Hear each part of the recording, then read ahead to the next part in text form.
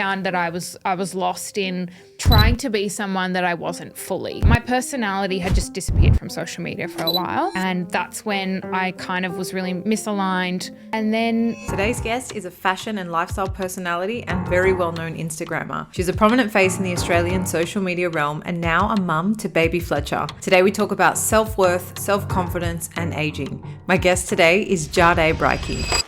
I'd love to know your thoughts on aging. honestly, Please be honest. find it quite sad when I see girls who aren't even 20 yet getting Botox. I think that we need to stop placing so much emphasis on something so silly like wrinkles. It's a great thing that you've been able to live so many days and months and weeks and years. Do you think that there's like a missing conversation around self-acceptance behind this? Somehow we've spun insecurities into, oh, do whatever makes you feel good. Why is that the conversation instead of feel confident in who you are? I especially find it really interesting when people go and make all these changes to their bodies and then they have children who obviously have their original genetics. Think about this too. How are you going to explain to your kids that they're beautiful in their skin if it's evident that you didn't feel beautiful in yours? How are you going to make your kids feel confident if they can't look at you and see like? It's really important. Yeah. If anyone's listening and maybe they feel like they're in a role that's not aligned for them, they're not really able to be fully themselves, what advice would you give them? If I'm being totally honest, I think that Did you know that over 85% of people who regularly watch this channel are yet to hit the subscribe button, and over 15% of those who have are yet to hit the bell notification? To make sure that you don't miss out on any new content that we drop, any new interviews or bonus content that I decide to bring out, make sure you hit that subscribe button so you're the first to know of any new content coming out. Now let's get back into today's episode.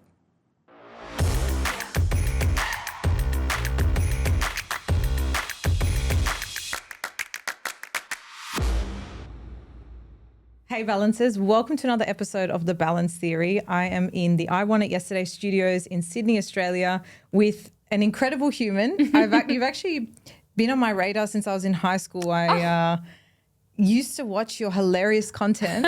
And so I'm really excited to talk to you about your kind of whole journey into where you are now. My guest today is Jadé Brycki. Jadé, warm welcome to the show. Thank you so much for having me. I'm so excited to be here. Me too. We have obviously dressed for the occasion, both of us, in our matching outfits. We had a telepathic call before the show. Meshki. Yes. What is it? White, beige? But let's do it. No, I'm really excited to chat to you.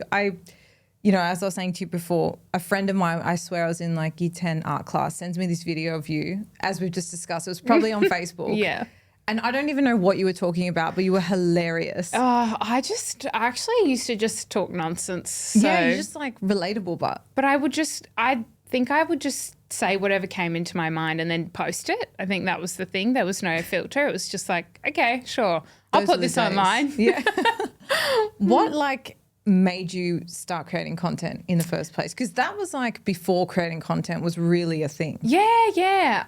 I think that it all started with, I probably have to go right back to like Take us back. Yeah, the beginnings of social media in general, like MySpace. Did you have MySpace? Mm-hmm. You know how you could customize your profile and make it cool, and I think you could you put music on it, or was that Bebo?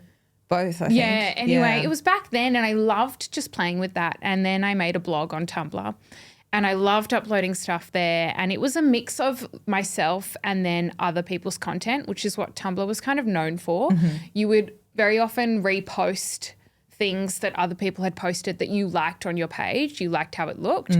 So it was like the social media Pinterest of the day. Exactly. A bit more interactive than Pinterest, I would say. So that's where I really started kind of posting content, and then YouTube, I don't know, it just really came naturally to me. I was excited to kind of share my life online. Yeah. That's cool. Yeah. So you're at high school, you've already started sharing content. Yes. Did you have any aspirations to be anything like when you finished school, or was this just like a path that you were like creating on your own? I always wanted to work in fashion. Mm-hmm. That was something that I knew from before I'd finished high school. However, content creation as a career didn't exist, So I evolved into that role as that role evolved itself. Mm-hmm. So it was kind of good good timing for me. Yeah, you were like at the forefront of that Yeah. space evolving. Right place at the right time. Yeah. Yeah. So your like content creation journey has kind of changed from posting whatever's in your mind to like now being, you know, you work with a lot of brands and it's a lot more curated. Yes. How have you like your image of yourself? How has that changed from when you started to now? That's a good question. Thank you. I think that I've really grown into myself in terms of becoming more confident. And I think that I was always confident. You kind of have to be to just post random videos of yourself. But it was probably a false confidence, whereas now I'm a bit sure of who I am. And I know that a lot of that comes with just growing up. But now I'm I guess more conscious about who I am and who I've grown into and who I like being as well. And, you know, I think everyone's multifaceted. There's different versions of myself. And sometimes I lean into one more than the other. And yeah, it's a lot of it has to do with self-discovery. And I think I've done a lot of that in the public eye, which is really interesting. Yeah. Yeah, I'm definitely going to ask you a bit more about that. But when Yeah. you talk about false confidence, like we've both been teenage girls in Australia, like that's kind of the age where you've started this career. Yeah.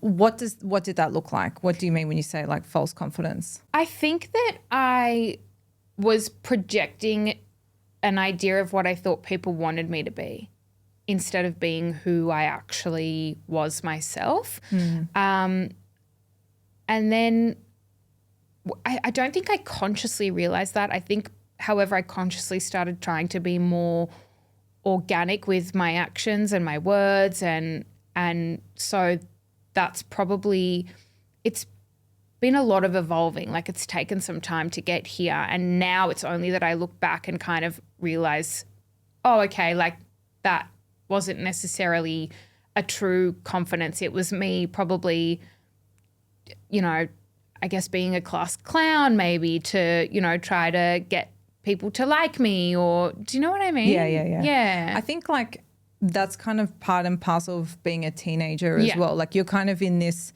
phase where you're bouncing off other people around you. You're kind of like, oh, my mum doesn't know anything, when really she knows what she does. Isn't it funny how we all think that we're just getting away with murder, and then, you know, you kind of look back and go, yeah, that was really obvious what I was doing. Honestly, it freaks me out now thinking about having kids and me thinking like they're going to think I have no idea. When like I'm going to know when everything. my mum says I've been around the block, like I know. But I think like it's a part and parcel of being a teenager, right? Like you're figuring out yourself, you fall into different circles, you realize they're not for you. But you kind of did that in a very online, like with kind of like an online viewership. Yeah. How have you actually found that, like being in the public eye with like your personal life as well? I think there's pros and cons, and I think that as a young girl, it was probably a part of the dream of what I wanted to grow into was, I guess at some point I liked the idea of fame. And now that I'm here, not to say that I'm famous, but known, you know, get recognized in the street occasionally and have obviously, you know, You've got a presence. combined million followers, and it's not what you think it is. To some degree it is. It's really nice to have those moments with people who do recognize you and say, you know, I've followed you since school, and that's really incredible, and we've grown up together essentially, which is really cool. Those moments are really beautiful, but sometimes it can be really difficult. And I know people mean well, for example, if they're like trying to snap a photo of you in public, but it's really uncomfortable. I can imagine. It's just really weird. And because I'm not like, you know, Beyonce, I'm not used to that. You know? Like that doesn't feel like it should be part of what I experience, if that makes sense. Yeah.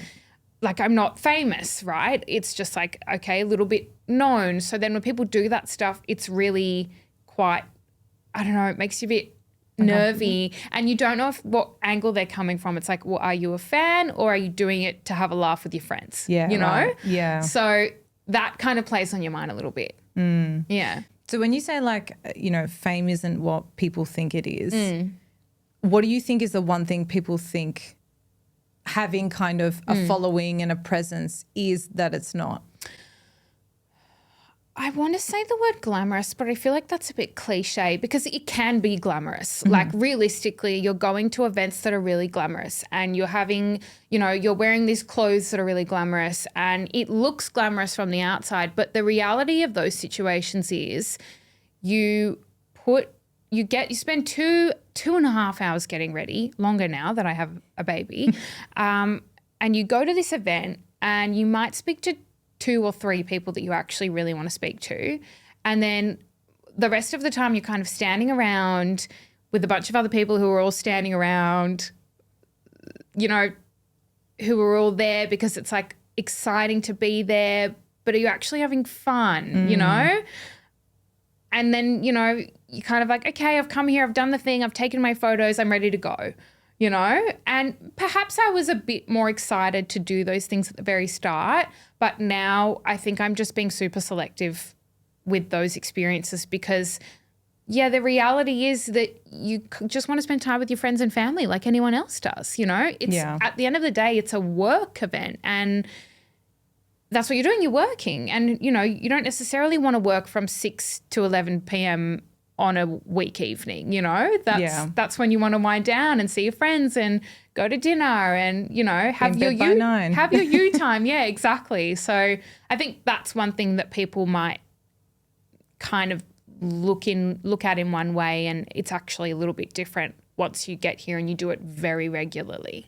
Yeah, I guess it's like what it looks like, let's just say on Instagram versus what exactly like the actual experience is. Yes. Do you think there's like a missed opportunity for like more genuine experiences in let's just call it like the influencer space? Sure. Or do you think it's just more like you said, like picking and choosing who you're aligning with? Well, I think that some people really get it right. And those people, what they're doing is they're bringing a group of people together who they know get along and are already friends and know each other. There's a very organic chemistry there. And you can tell when everyone's sitting down at a table and having a laugh and having fun and eating together. And that's really enjoyable. And then the people who are there, they want to create content for you as well because they're having such a good time and they really appreciate the experience you've created for them. So some people get it right. They really do. And to do that on a large scale as well, it can be done right. I still believe that you can still do it in a way that's really fun and organic. But I think it's thinking about what do people actually want to gain out of this experience versus what do we gain out of this experience? And I think if you make that shift in terms of planning your events, for example, then you'll see that you'll get much more of a response in terms of what you're actually looking for. Yeah, that definitely makes sense. I think anything with like the community and connection at the core versus like profit or just like sales tickets is always going to drive home harder. Yes, exactly. You're going to get what you want, but in a roundabout way. Yeah. Yeah. It must be interesting. So you started your own clothing line. Yes. It must be interesting starting a brand after years of working with so many brands. Yeah. Do you feel like that gave you really good insight or kind of like an edge, even in terms of your marketing or the way you partner to do your own business? To a degree, yes. However, one thing that you just can't understand from the outset is how much goes into doing something like that. How much work, how much time, how much effort, how much money. It really it requires a lot of energy, and we've actually had to kind of put it on the back burner just a little bit whilst we've had Fletcher because it's a very small team. It's basically just Locke and I, and with the help occasionally of different contractors and businesses and. It's really, really, the balance is really difficult, especially when we're still doing, our social media work. Yeah. So, we've kind of had to take the back seat with that a little bit, just for the time being until we're kind of ready to kick things off again, which we're slowly getting there.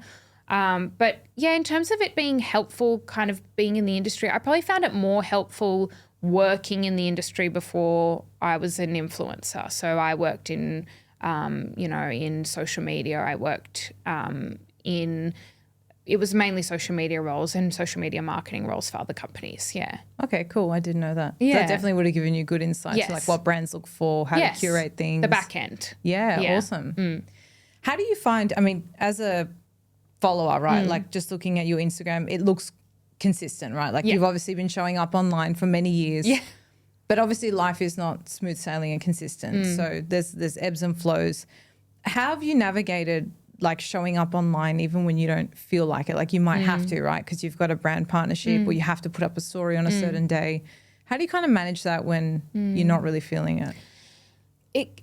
It can be really hard to when you're going through a period of time that's maybe a bit longer where you really don't feel like yourself and you don't want to take nice photos. You don't want to take nice videos. It's the last thing you want to do when you're feeling crappy. Yeah. Sometimes you just have to do it. It depends. Like, who is the client, for example, if it's a job? Who's the client? How much do they mean to you? Is this relationship important? Are you willing to lose the relationship if you don't do it? You've got to ask yourself those questions.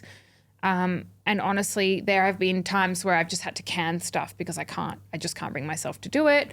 Or a lot of the time people are really great and flexible and say, no worries, we'll push the date out. But in terms of just showing up organically, there have been periods where I've just pretty much only posted ads because I just don't feel like posting my own personal life because it's not a good time for me. So you kind of just do what you have to. It's like any job, really. I mean, you can take some time off, sure. Yeah. But you can't take forever off. You know, you can't just hibernate in your bed for 3 weeks at a time unless you've got that much leave, in which case you probably don't want to use it in that way. So Probably want to be in Europe. yeah. So you kind of still have to show up, you know, to some degree. And it's harder when showing up is not just, you know, showing up to an office and completing a task, but it's putting yourself out there and being vulnerable. Yeah, the reason I ask is with the podcast, because I do a mix of interviews and like my own solos. Yeah. I'm really careful with like preparing myself energetically, like just the way I'm like resting and preparing. If I wake up on a day and I'm not feeling it, I'll actually try and move that out because I feel like I can't really like genuinely show up as myself. It makes a big difference, of course. Yeah, like I feel like, I don't know if this is like a bit woo-woo, but even if I post something and I'm like, oh, I can't really be bothered posting this, I feel like the engagement's like off. Yeah. Like, I feel like people really can feel what you're putting out there. It comes back to the authenticity thing, doesn't it? Like you can do something that you feel like you should do, but if it's not aligned with how you're feeling at the time, it's not going to read. It's not going to translate. Yeah. Yeah. But I guess it's interesting, like when you think about it as work, I guess I wasn't looking at the work you do in that way because for me work is like going to an office, type on a computer. Yes. But when you have to actually show up and put your face there and like express yourself, if you're not feeling it, like I feel like it's just such a different way to show up, right? Yes, it is. is. Like doing that from when you're in it's difficult sometimes, but it's, you know, the job has perks, obviously, and this is one of the things that you just have to deal with. Yeah. Is like any job has its ups and downs. Exactly. Yeah. You know, it's interesting. It's just an interesting niche that you work in, you know, and you've kind of been really a pioneer in that space. Like you've been at the forefront of that space evolving. So it's interesting to hear about like your journey and your experience through it all. Do you feel like, so you're talking before about like false confidence and potentially showing up as how you want other people to perceive you, not yourself. Now, how would you describe like your why with showing up online? Honestly, please be honest. For a long time, it was just work. It was just, this is a job now. And I didn't care as much. And I kind of lost the magic that I used to really enjoy about it. And it was just becoming this monotonous thing that was like, oh, I've got to do this shoot. Oh, I've got to do this thing. Oh, I've got to post this thing. Oh, I've got to edit this thing. Like that's how it felt for a long time. And then I decided to make a shift in what kind of content I was posting. And it felt way more authentic to me to make that shift. Basically, I went from, and I still do work with a handful of luxury clients who I love. And we have such a good relationship, and I do love that side of my work. It's hard, but it consumed me entirely. Basically, that became everything that I was doing was luxury, and that's not who I necessarily present as in terms of my personality.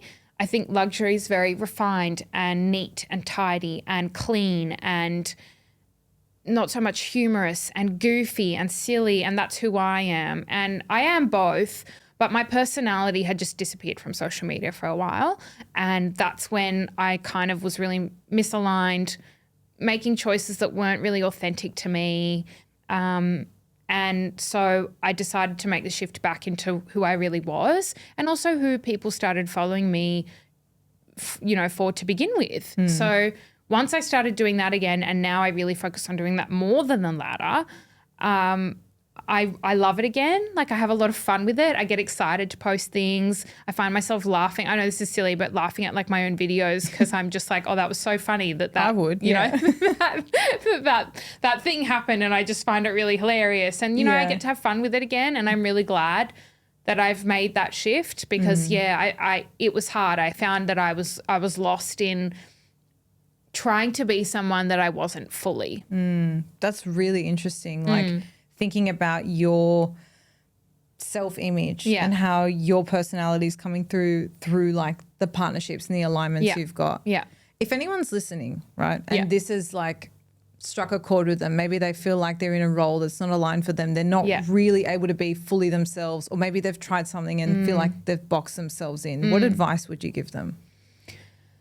Don't be afraid to rebrand, because yes, it's going to be stagnant for a while, and it was for me for work.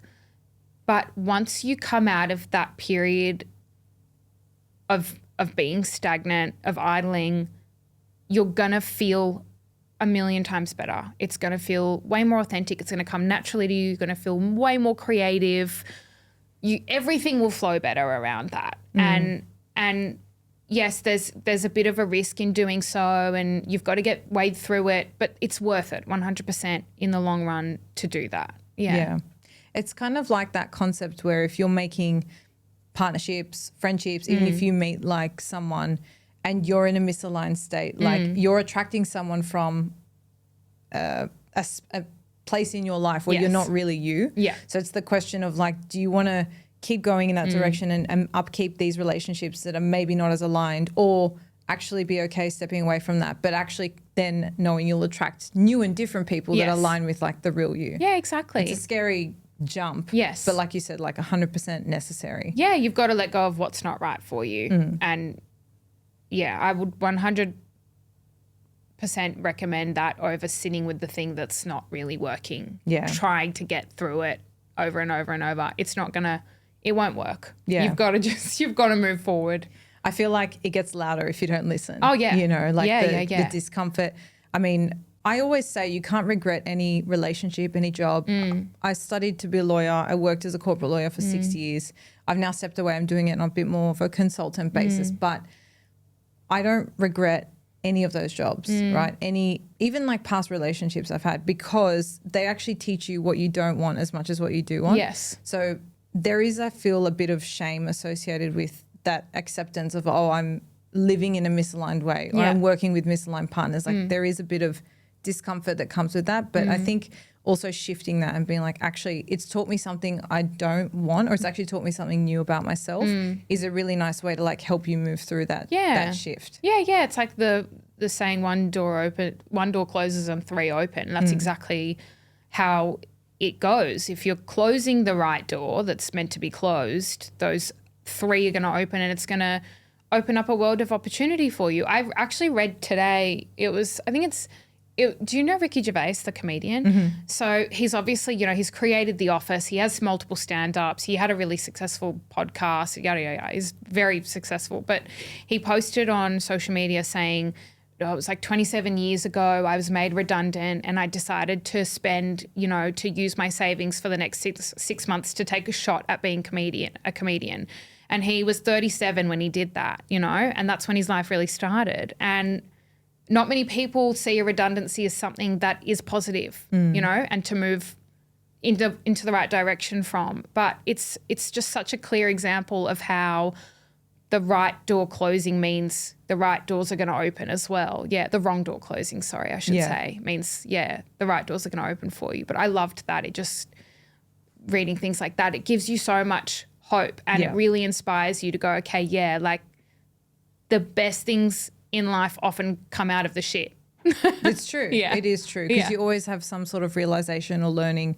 Steve Jobs also has a really nice saying. It's you can never connect the dots looking forward. You can only connect them looking back. So Yeah. you have to also have this trust that things are just, if you look back now, like the things that didn't work out or did, like they all led you to Exactly. where you are now. Yeah, so yeah. you have to have that gratitude. And it's hard in the moment when you're like, oh, I'm not in the right place. I want to change. But like you do have to have that bit of Trust. yes, Yeah. 100%. Yeah. So you're online, you post a lot of stuff. Do you feel there's an art to letting people feel like they know a lot about your personal life, but them not really knowing? Or are you more open and really just share a lot of what's going on? Yeah, I think I'm naturally an open book, and I'm like that online and with people in my life as well. Sometimes too much. Sometimes I think I overshare. This is a safe space. Yeah, sometimes I share a little bit too much. But that's because I think I just have this deep desire to connect with people on a meaningful level. Yeah, I get that. Yeah, so is there an art to it to some degree?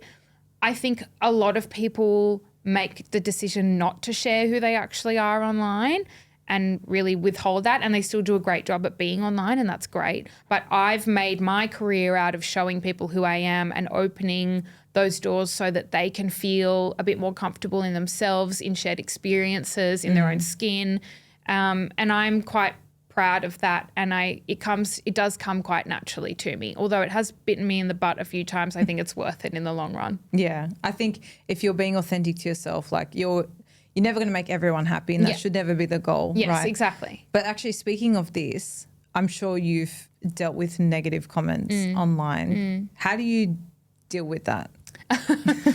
If you pay attention to it. I'm a blocker. Yeah. I'm a big believer in the block button. I love the block button. It's my best friend. I think if there was a count on how many people I'd blocked, it would probably be at like 7,000. Wow. I went through a phase where I was having all these scam accounts follow me. Like someone was buying me followers, I think, to just try to ruin my engagement. I don't know. It was ages ago. And I sat there for hours during the day just blocking all of those accounts, trying to get rid of them because I didn't want fake engagement. Yeah. I hated the idea of having all these dead accounts just as a number on my account. And then I block people who are saying things that I don't like. Sometimes it's really simple. It's like if someone's giving unsolicited advice with parenting, I'm like, you know what? I don't want you here. I don't want to hear it. This is not helpful in any way. You're not approaching it in like a nice, friendly way. It's just simply like, you're doing this wrong. I'm going to block you. So that's mainly how I deal with that. In terms of how I deal with it mentally, when there's an onslaught of people who are coming for you online, it's terrifying. And honestly, it's really anxiety inducing. And I have like residual kind of anxiety from experiencing that kind of stuff. So it does affect me, yes. However, I'm slowly trying to relearn that other people's opinions of me don't matter. And that's something that I've really been strong with in the past. And I've done my best not to let other people's opinions of me affect me. I let that seep through for a while when I wasn't kind of in an authentic headspace and I didn't know who I was myself. So that did impact me. And now I'm trying to relearn, especially now as a mother with a child who is trying to focus on what's important in life, that, yeah, I don't care what you think of me. And if you don't like me, that's fine. Because I don't like everyone in the world either. That's just how the world works, you know? Yeah. We're not all going to get along with one another in the same way. We're not all going to find each other funny. We're not all going to be attracted to the same people. So it's ridiculous to expect that of people when you have a million of them looking at you, you know? Yeah. More. No, I can imagine. So, yeah, I'm just trying to ignore that part of what can happen in this role. It's hard to like cut through what's, let's say, constructive feedback and what's just nasty comments. Yeah. But then I always think this because I've had a few and I feel like there's been moments where I really take it personally and I get quite upset. But then other moments I just think about the person sitting there, having this thought, fine, we all have thoughts. Yeah. but B, then going out of your way to write a comment. I know. You know, you just think about, okay, well, what's going on with you? Yes. Is this more about you than it is about me?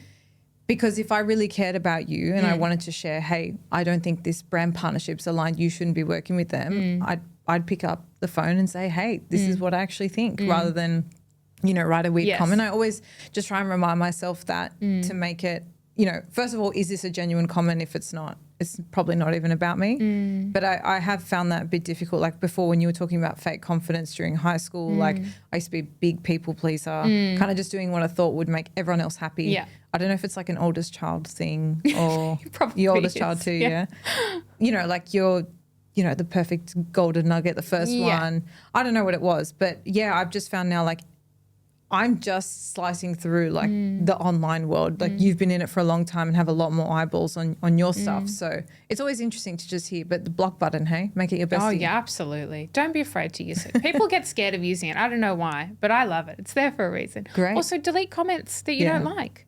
Or delete messages that you don't want to see. Just delete and block. Because once it's gone, it's gone. That's it. Out of sight, out of You mind. don't have to worry about it. Or if you don't want to block people, restrict them. Yeah. That's my second best tip. Yeah. So they don't know that you've restricted them. It's actually really funny. And they can still comment. And they're seeing their own comment. But no one else can. It's really Let good. them play their own game. Pretty much, yeah. I think that's better than the block button. It's actually really funny, yeah. Oh, that's funny. Awesome. So you know, we're the same age. We're at this age group where we're getting married, people having kids.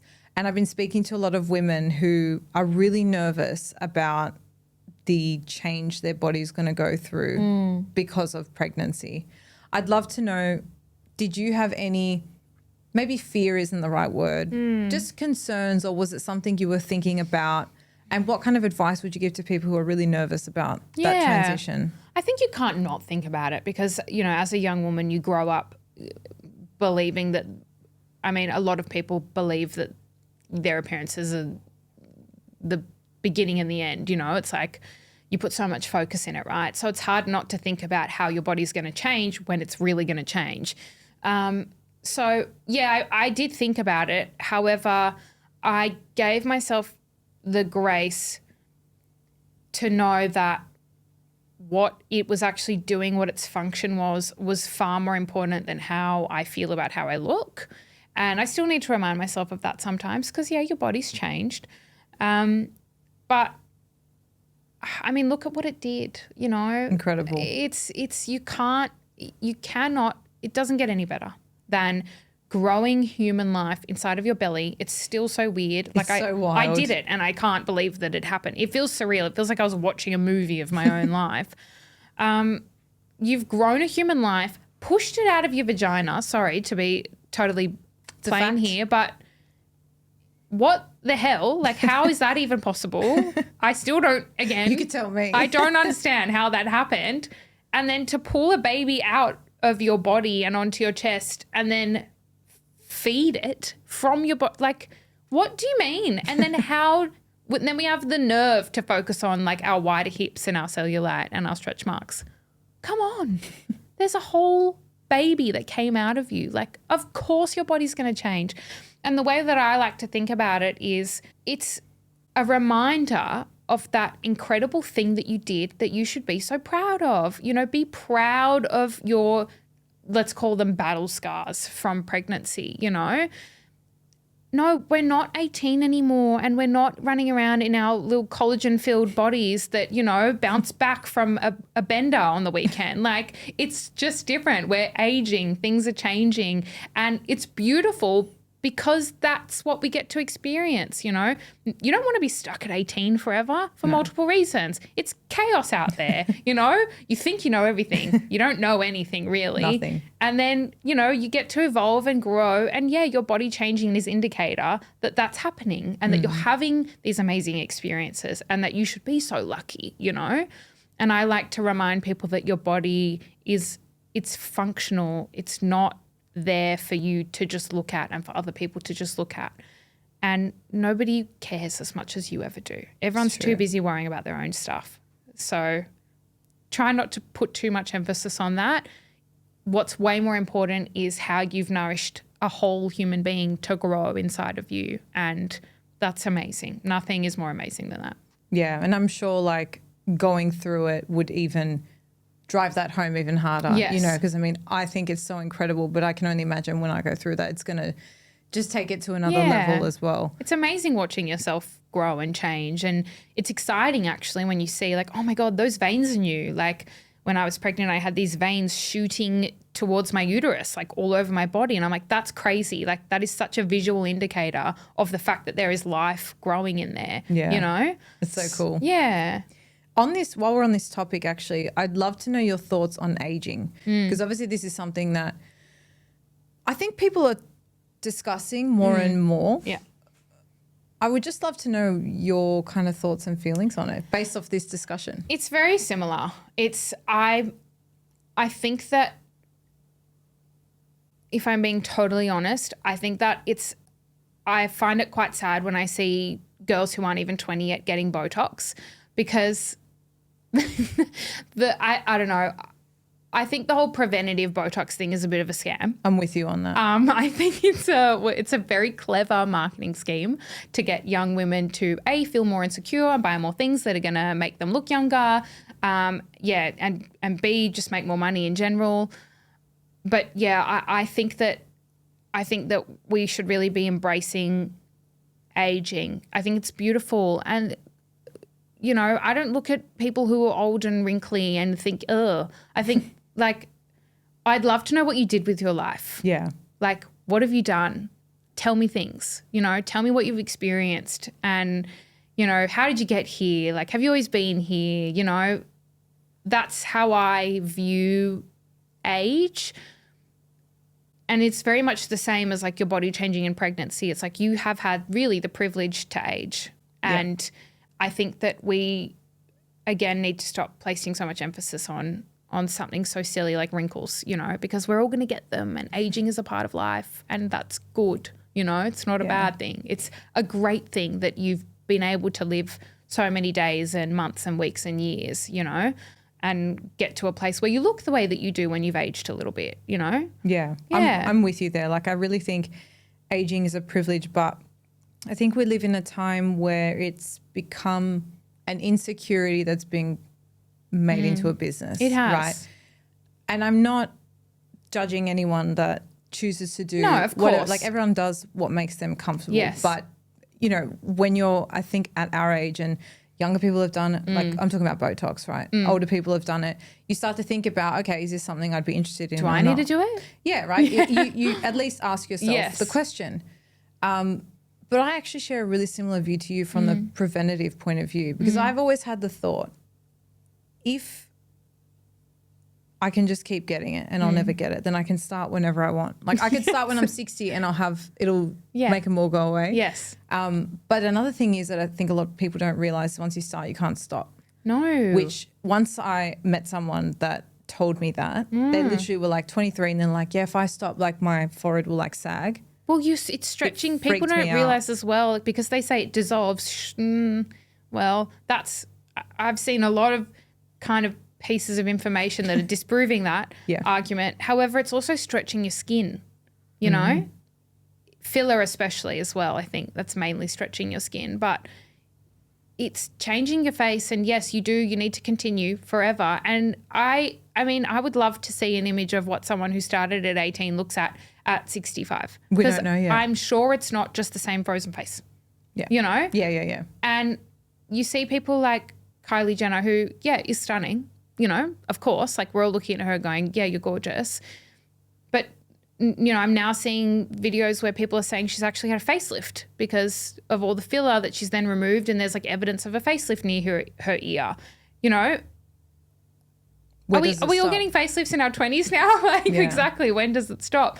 You start and then you can't stop. I think it's like a bit of a monster like that, especially when you're younger and you're a bit more impressionable. And there are a lot of things that I probably would have done in my 20s if I'd had access to them, you know? Yeah. I might have gotten preventable filler if someone had told me that was something that, but, you know, when I was 20, it wasn't really spoken about as much. It was like Thank God. People in their 40s were getting, you know, Botox and filler.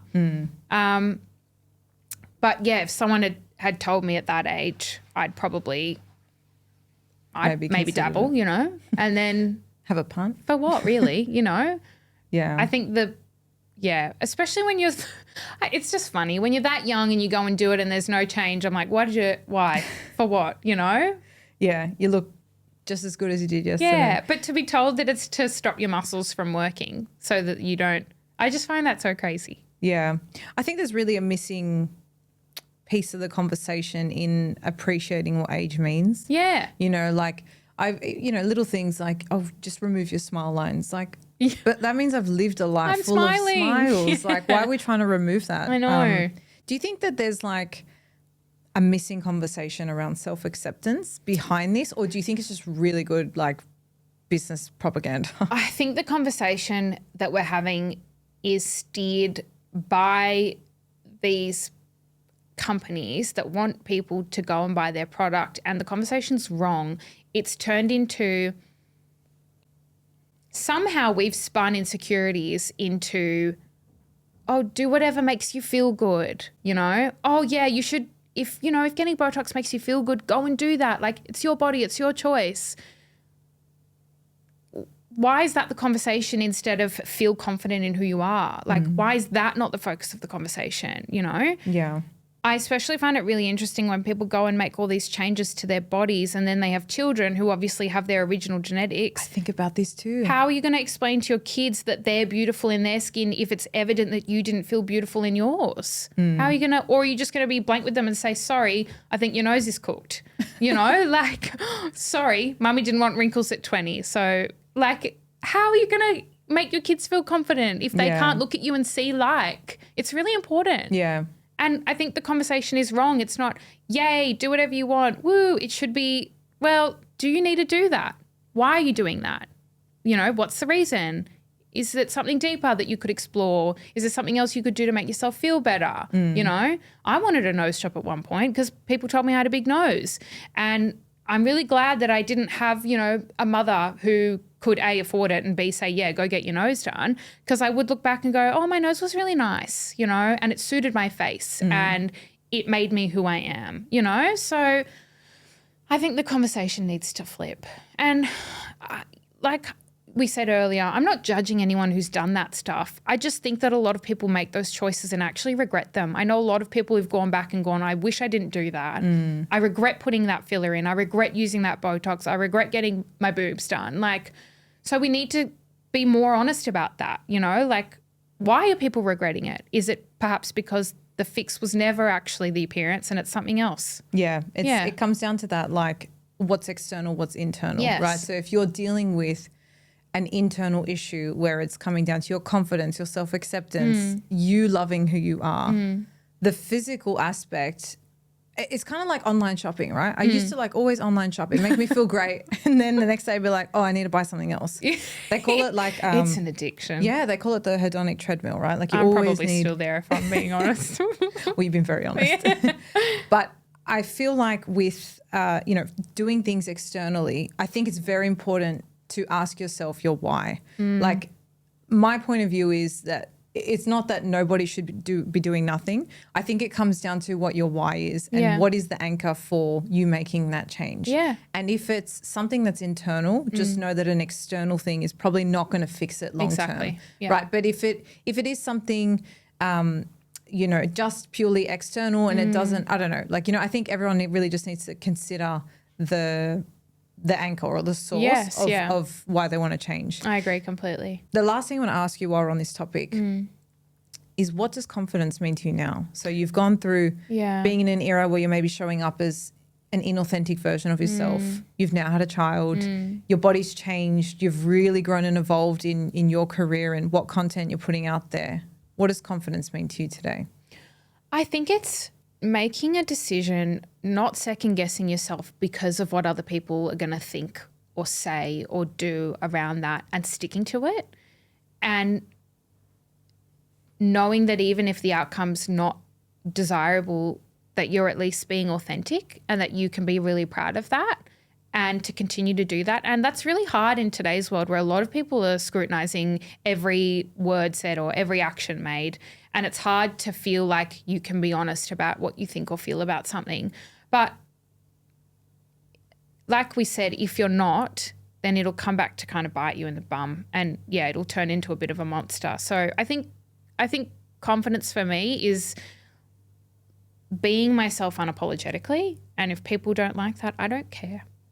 I love that. Yeah. It's like really just backing yourself and just being your own best cheerleader. The right people will basically. find themselves to you, you know, in terms of a following or friends or family or whatever, if you're being yourself. And, you know, yeah, you can't live in fear. You just have to be honest. And sometimes that's scary because a lot of people don't like admitting even their own thoughts sometimes. But yeah, it's where you will feel most free and the happiest, definitely. That's a really beautiful note to end our chat on. Yeah. Well, thank you so much for coming on the show today. Absolute I really pleasure. enjoyed getting to know you. I can't believe, like, you know, from a video I watched in high school to like we're sitting here now, like having this conversation. I think you should resurface those Facebook I'm going to try to find videos. them. I would love to get like a private preview of it. Take me back, bit of a throwback. Yeah. But I love what you've created for yourself. Thank I you. love how open you are with like your thoughts, and I just really enjoyed getting to know you today. Thank you so much. Thanks It's for coming been on. so lovely. I really appreciate it. Thank you.